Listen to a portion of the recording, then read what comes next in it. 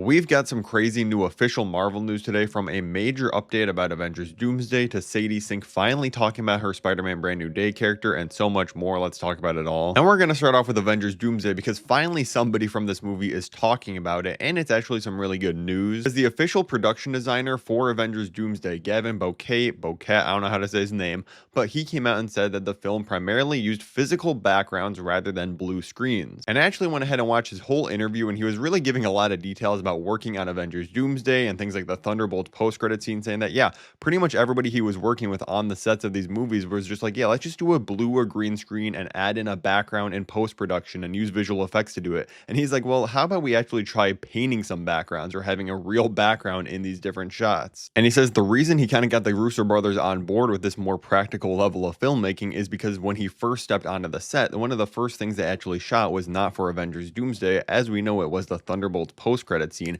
And since they didn't have much time to work on the Thunderbolts post-credit scene before it came out in theaters, like they had a few weeks to shoot it, edit it, and attach it to the movie, he was like, let's not do any blue or green screens in the background to like digitally play stuff there afterwards. Just put a real screen up with the Fantastic Four ship so the actors are actually looking at it, have real backgrounds and stuff in this shot, which sounds insanely simple. But we know, especially recently with things like Ant-Man and the Wasp: Quantumania, Marvel has been almost entirely relying on just fully digital backgrounds. You can tell everything is just shot in a studio in front of green screen, so I'm glad they're going for that more realistic and grounded approach. And these shots behind me from the Fantastic Four first steps and Thunderbolts post-credit scene are pretty much our first look at what the style of Avengers Doomsday is going to be, and honestly, I really like it. It has a darker, grittier aesthetic. Like this production designer, Gavin, his previous projects include Silo, which I think looks really good and has kind of a similar kind of dark, gritty aesthetic, and he worked on the Star Wars prequels, which just have lots of terrible CGI, but that's not on him. The practical stuff in those movies do look pretty good. But of course, this is still a superhero movie. You're gonna need some visual effects and lots of it, especially during fight scenes.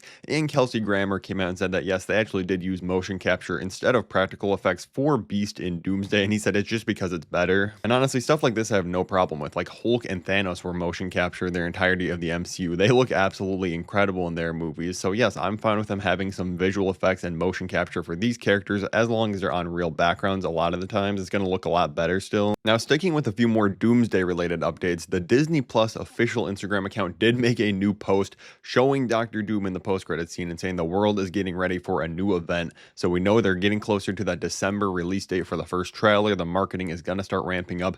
And once that first teaser trailer drops in December, it is going to be going so hard for the next year. We might get another big cast reveal or something to keep the hype going. It's going to be an insane year starting next month. Benedict Cumberbatch has been doing some interviews lately, and one he was asked who does he think would win between Doctor Doom or Doctor Strange, and he just said, I hope Doctor Strange. Such a weird question for an interviewer to ask. Like, obviously, what do you want him to say? He's going to lose to Doom. And when he was also asked if Doctor Strange is still the anchor of the MCU, he said, you have to ask Kevin Feige about that. Another kind of odd question, though. I'm like, has Doctor Strange ever really been the anchor of the MCU? I don't really think so. But even with that being said, I do still think he's a very important MCU character, and I was very surprised to not see him in that first Doomsday announcement. I would still bet he's likely in Doomsday and 100% in Secret Wars, but we still don't officially know, which is absolutely wild. But let's transition over to Sadie Sink talking about Spider-Man Brand New Day, finally giving us some good new info, which I'll get to in a second. But first, this kind of funny quote she said, because she was asked about paparazzi trying to take photos of her and Tom Holland on the set of the movie and trying to keep everything super secretive.